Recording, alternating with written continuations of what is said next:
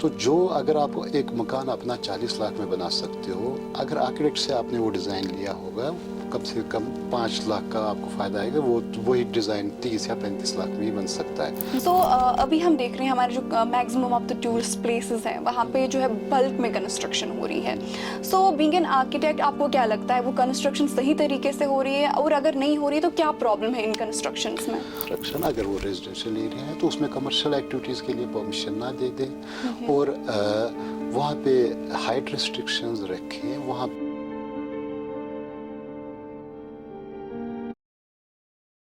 Well ہر building ایک خواب ہوتا ہے، اور ہر خواب کی اپنی خوبصورتی ہوتی ہے، اور انہی خوبصورت خوابوں کو حقیقت بناتا ہے ایک آرکیٹیکٹ. السلام علیکم، دس آرچی مہک فاروق فرام ریڈیو رابطہ 90.8 اینڈ آپ ہر روز مجھے ریڈیو پہ سنتے ہیں، اور ابھی جو ہے آپ مجھے دیکھ رہے ہیں آن ریڈیو رابطہ 90.8 کے ڈیجیٹل پلیٹ فارمس پہ. اینڈ آف کورس بات آرکیٹیکٹ کی ہو رہی تھی، اینڈ آج ہمارے شو پہ جو آج کے ہماری مہمان ہیں، he is the first architect of South Kashmir and he is also the chairman of Indian Institute of Architecture Central Srinagar. Well ان کا نام ہے مسٹر ارشاد مجید صاحب. تو چلیے ان کا استقبال کرتے ہیں ہم اپنے شو پہ. So sir first of all welcome to radio Rabta 90.8 and آپ کا بہت بہت شکریہ آپ یہاں پہ آئے. آپ کا بہت بہت شکریہ مجھے یہاں دعوت دینے کے لیے. سر تھوڑا بہت تو میں نے اپنی آڈینس کو، اپنے دیکھنے والوں کو آپ کے بارے میں بتا دیا ہے سر، بٹ آئی وانٹ کہ آپ اپنا انٹروڈکشن ہماری لسنرس اور جو ہمیں دیکھ رہے ہیں ابھی ان کو دیں. ہاں جی، میرا آرکیٹیکچر میں جب میں آیا بیسکلی ان دنوں آرکیٹیکچر کا اتنا ایکسپوجر نہیں تھا لوگوں کے پاس، کسی کو یہ پتہ نہیں تھا یہ آرکیٹیکچر ہے کیا. تو اصل میں مجھے کیسے اس چیز کی نالج ہوئی، میرے جو والد صاحب ہیں وہ ایک سول انجینئر، وہ ریٹائر ہوئے ہیں as executive engineer R&B department میں، تو ان کے تھرو مجھے اس بارے میں معلوم پڑا. تو جب میں نے اپنا 12th کمپلیٹ کیا، میرے جو باقی دوست ہیں وہ انجینئرنگ، ڈاکٹری یا دوسرے شعبوں میں گئے، تو میں نے تب یہ ڈیسائیڈ کیا کہ میں ایسے شعبے میں جاؤں گا جو ایک ریئر چیز ہوگی، جس میں لوگ نہیں جاتے ہوں گے، جو لوگوں کو نہیں پتہ ہوگا. تو میں نے ڈیسائیڈ کر لیا کہ میں آرکیٹیکچر کر لوں گا.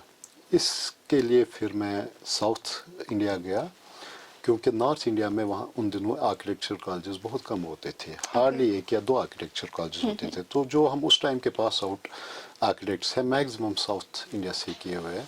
اس کے لیے پھر میں نے اپنی تعلیم حاصل کرنے کے لیے کرناٹکا کے بیجاپور شہر میں گیا. وہاں سے میں نے اپنی آرکیٹیکچر کی تعلیم کمپلیٹ کی 2002 میں.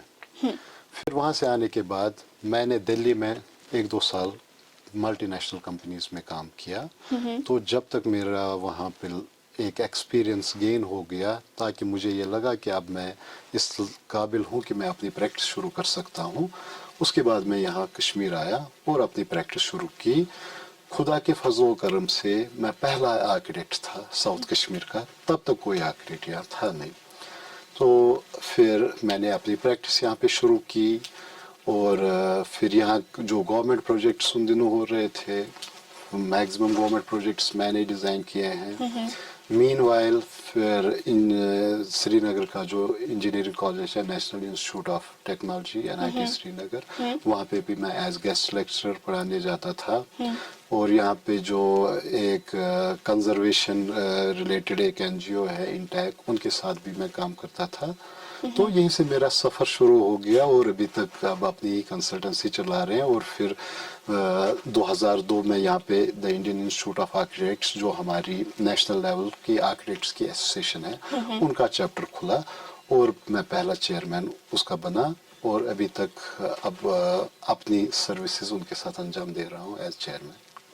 سو سر آپ نے بولا کہ 2002 میں آپ نے اسٹارٹ کیا. سو جب 2002 میں آپ نے اسٹارٹ کیا اپنا یہ پروفیشن اباؤٹ دس آرکیٹیکچر، سو آپ کے کیا اسٹرگلس تھے تب؟ کون سے چیلنجز آپ نے فیس کیے؟ کیونکہ تب اگر ہم دیکھیں تو کشمیر میں آرکیٹیکچر کا دور دور تک لوگ نہیں جانتے تھے اس بارے میں. سو کون سے چیلنجز تھے؟ بہت سارے چیلنجز کا مجھے سامنا کرنا پڑا، کیونکہ تب پرائیویٹ سیکٹر میں لوگوں کو پتہ نہیں تھا کہ بھائی آرکیٹیکٹ کیا ہے، انجینئر کیا ہے، ڈرافٹس مین کیا ہے.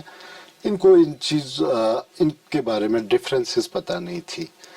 تو ان کو مطلب سمپلی ڈیزائنز نہیں مجھے دینے پڑے, مجھے اویئرنیس بھی تب لوگوں کو دینی پڑی کہ بھائی آپ جو پروجیکٹس ڈیزائن کرتے ہو یہ آرکیٹیکٹ سے ڈیزائن کرواؤ, کیونکہ آرکیٹیکٹ سے ڈیزائن کرنے میں آپ کو بہت زیادہ فائدے ہیں. آپ کی جو بلڈنگس ہوں گی وہ اکنامیکل ہوں گی, ایستھیٹیکلی اچھی ہوں گی, اور اسٹرانگ بھی ہوں گی, مطلب ارتھکویک ریزسٹنٹ وغیرہ ہوں گی. تو یہ اویئرنیس سمپلی مجھے پرائیویٹ لوگوں کو نہیں بلکہ گورنمنٹ ڈپارٹمنٹس کو بھی دینی پڑی.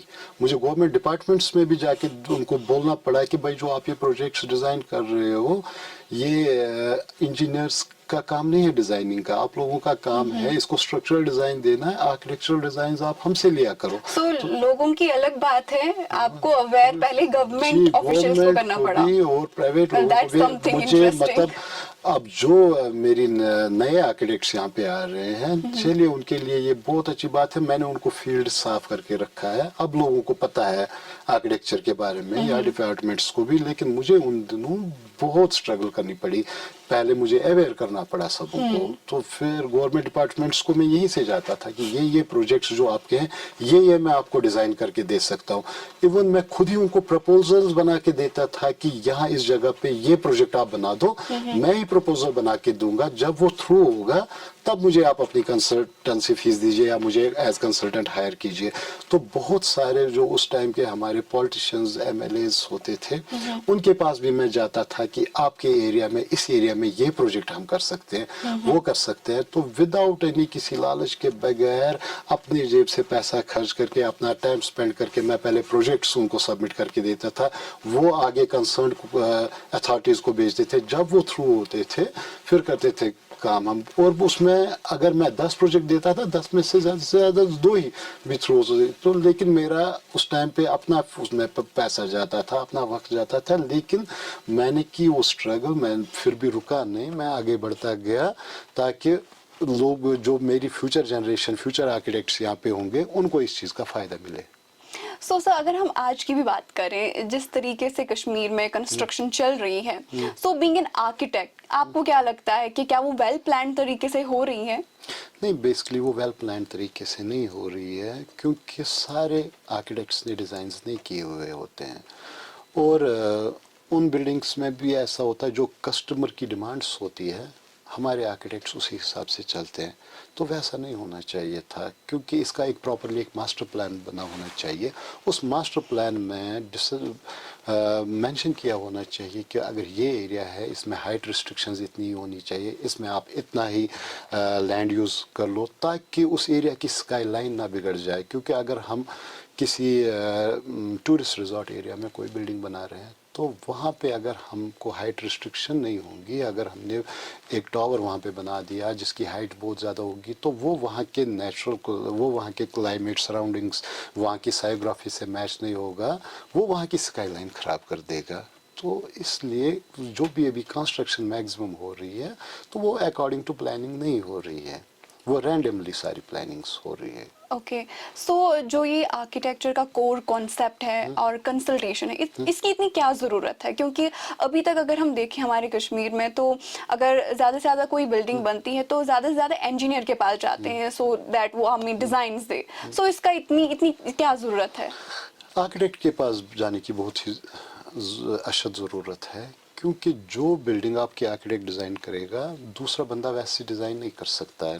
سب سے پہلا بات آتا ہے اکنامی کی. تو جو اگر آپ ایک مکان اپنا 40 لاکھ میں بنا سکتے ہو, اگر آرکیٹیکٹ سے آپ نے وہ ڈیزائن لیا ہوگا کم سے کم 5 لاکھ کا آپ کو فائدہ آئے گا, وہی ڈیزائن 30 یا 35 لاکھ میں ہی بن سکتا ہے. کیونکہ آرکیٹیکٹ کو پتہ ہے کہ کیسی پلاننگ کرنی ہے جہاں پہ آپ کا پیسہ بچ سکتا ہے. اگر آپ 1600 اسکوائر فٹ کے مکان میں 5 کمرے نکالتے ہو تو آرکیٹیکٹ اس میں 6 یا 7 کمرے نکال سکتا ہے. تو آپ کی سپیس اس نے بچا دیا, آپ کا اکنامی بچا دیا.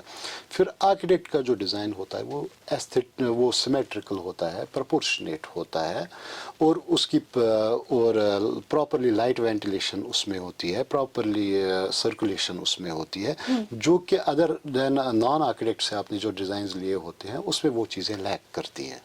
ओके इसीलिए मतलब हर प्रोजेक्ट के लिए आर्किटेक्ट को ही हायर करना चाहिए, और वो भी वैसे आर्किटेक्ट को जिसका आपने फील्ड में देखे होंगे काम। ऐसे नहीं रैंडमली कि कोई भी आपको कहेगा मैं आर्किटेक्ट हूँ, वो नहीं भी हो सकता है आर्किटेक्ट। यहाँ पे ऐसा भी हो रहा है, कुछ नॉन आर्किटेक्ट्स होते हैं लेकिन अपने आप को प्रिटेंड करते हैं एज आर्किटेक्ट, और फिर लोगों को मतलब लूट लेते हैं वो लोग।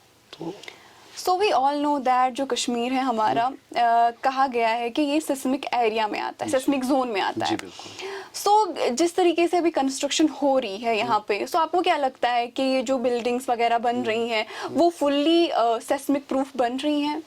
नहीं, सारी बिल्डिंग्स सिस्मिक प्रूफ नहीं बन Okay. रही है, क्योंकि इसमें जो बिल्डिंग्स हमको सिस्मिक प्रूफ बनानी होती है उसमें हमको कंस्ट्रक्शन टेक्निक्स वैसी अडॉप्ट करनी पड़ती है।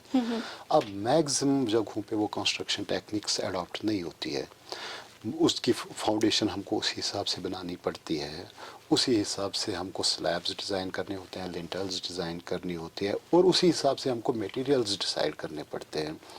तो जहाँ पे हर जगह हर प्रोजेक्ट पे आर्किटेक्ट्स की इन्वॉल्वमेंट नहीं होती है, और अगर आर्किटेक्ट्स की इन्वॉल्वमेंट कहीं पे किसी ने डिज़ाइन लिया भी आर्किटेक्ट से, इसके बाद किसी स्ट्रक्चरल इंजीनियर को हायर नहीं किया, और उस स्ट्रक्चरल इंजीनियर को इन्होंने ऐसा नहीं कहा कि भाई हमको सिस्मिक प्रूफ बिल्डिंग बना दो, तो वो नेचुरली वो तो सिस्मिक प्रूफ बिल्डिंग होगी नहीं। सो मैक्सिमम प्रोजेक्ट्स पे ऐसा ही हो रहा है कि जो फिर सिंपली आर्किटेक्ट से प्लान्स नहीं लेने हैं, एलिवेशंस नहीं लेने हैं कि भाई हमारी बिल्डिंग कैसे दिखेगी, उसको आपको कंस्ट्रक्शन डिटेल्स भी लेनी है, और कंस्ट्रक्शन डिटेल्स अकॉर्डिंगली लेनी है कि जिस हिसाब से ये बिल्डिंग आपकी डिज़ास्टर प्रोन बिल्डिंग हो जाए। Okay fine.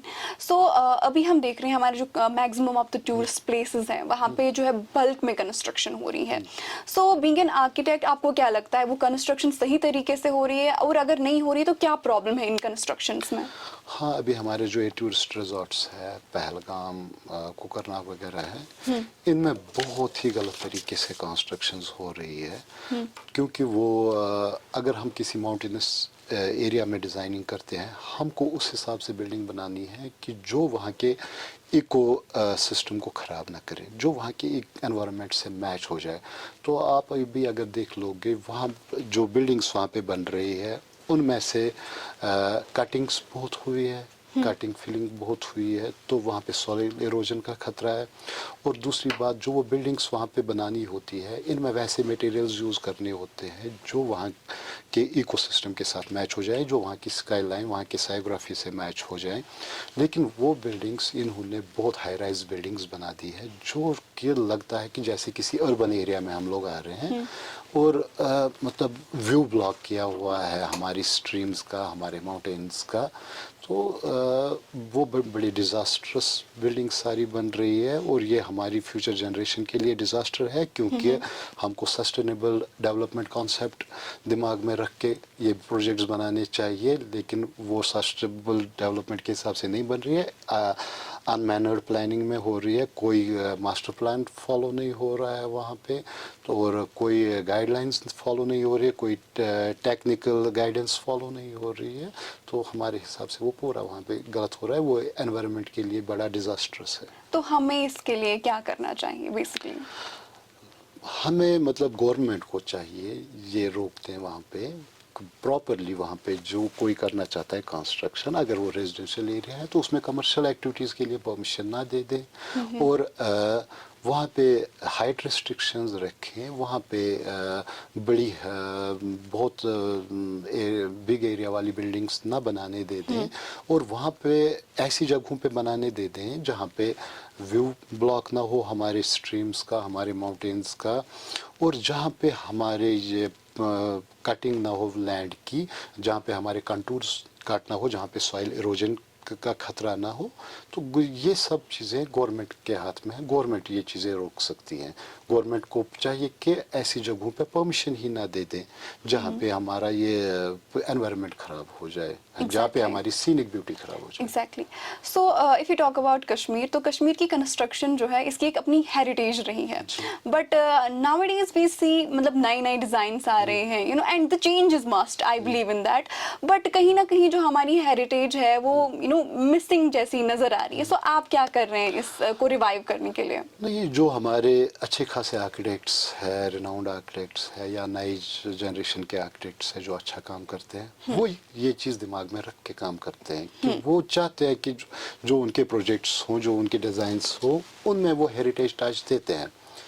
मतलब जैसे हमारी हेरिटेज में होते थे दजी दीवारी एक कॉन्सेप्ट होता था, वरूसी एक कॉन्सेप्ट होती थी. अच्छा, महाराजी ब्रिक्स होते थे, 2 इंच की ब्रिक्स उन दिनों यूज़ होती थी.